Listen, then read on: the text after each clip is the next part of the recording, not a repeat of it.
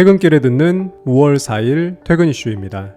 바이든 미국 대통령이 현지 시간으로 3일 러시아의 침공을 받고 있는 우크라이나에 대한 추가 지원을 위해 330억 달러 예산안의 조속한 처리를 의회에 촉구했습니다.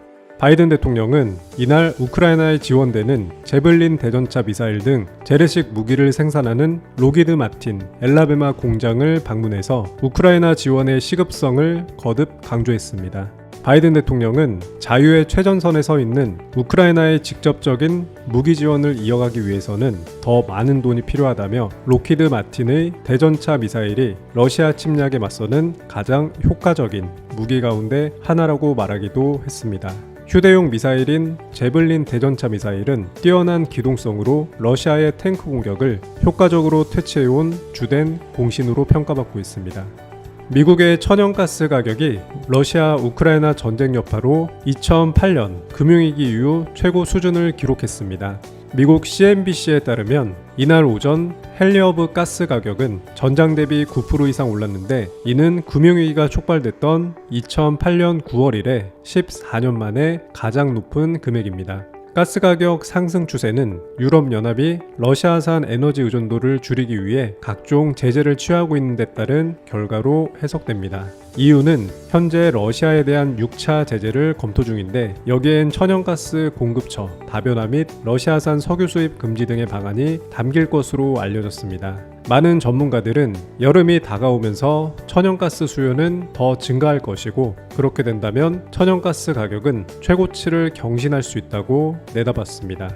1973년부터 49년 동안 유지됐던 여성의 낙태권 보장 판결을 뒤집는 미국 연방 대법원의 판결문 조안이 사전 유출된 후 미 사회의 이념 대립이 격화되고 있습니다. 현지 시간으로 3일 바이든 미국 대통령은 성명을 통해서 여성의 선택권은 근본적 권리라며 임신 6개월 이전 여성의 낙태권을 보장한 기존 로앤웨이드 판결이 뒤집혀서는 안 된다고 밝혔습니다. 집권 민주당과 진보 진영은 이 기회에 낙태권을 추가 보장하는 입법에 나설 뜻을 밝혔고 반면 야당 공화당과 보수 진영은 태아의 생명도 존중해야 한다며 판결문 초안을 지지한다고 맞서고 있습니다. 낙태권 찬반 논란으로 11월 중간선거를 6개월 앞둔 정치권에도 지각 변동이 일어날 것으로 보이며 미국의 최후의 성역으로 불리던 대법원이 허술한 문서 관리로 정치 쟁점의 한복판에 서면서 미국 전체의 혼란이 가중되고 있는 모습입니다. 일론 머스크는 트위터를 통해 현지 시간으로 4일 트위터는 일반 사용자에게는 항상 무료일 것이고 기업과 정부기관 사용자에게는 약간의 사용료를 받을 수 있다고 밝혔습니다. 머스크는 트위터 인수에 참여할 월가 투자은행들과 사모펀드를 대상으로 수익권 다변화 전략을 직접 브리핑했는데 월스트리트 저널은 머스크가 3년 정도 트위터 구조조정을 거친 후 주식을 다시 상장하겠다는 구상을 밝혔다고 보도하기도 했습니다. 머스크는 트위터를 오픈 소셜 미디어로 재편한다는 구상을 하고 있는데 이는 알고리즘을 개방해 검열 없는 SNS로 발전시켜 언론 자유라는 기본을 지키겠다는 것으로 해석해 볼 수 있겠습니다. 머스크가 기업 및 공공기관 사용자에게 수수료를 받겠다고 말한 것도 수익원 확보를 위한 전략인 것으로 풀이됩니다.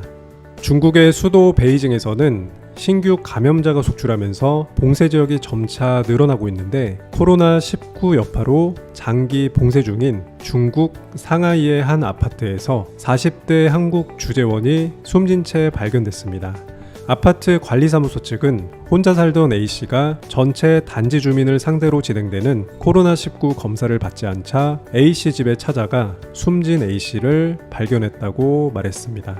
중국 공안은 현장에 출동해 사망 경위 등을 조사하고 있는데 이 아파트 주민들 사이에서는 A씨가 숨진 지 며칠 지난 것 같다는 얘기가 돌고 있습니다. 상하이 총영사관 소속 영사도 현장에 나가 현장 조사에 동참하는 한편 공정하고 객관적 사망 원인을 조사해달라고 요구한 것으로 전해졌습니다. 베이징은 감염자 수 증가에 따라서 봉쇄 지역을 점차 확대하고 있는 모습입니다. 미국 증권거래위원회가 암호화폐 시장을 단속하는 전담팀 규모를 2배로 늘리겠다고 예고했습니다. 워싱턴 포스트에 따르면 미국 증권거래위원회는 현지 시간으로 3일 성명을 내고 사기 분석관 조사관, 변호사 등 암호화폐 부서에 20명을 추가한다고 발표했습니다.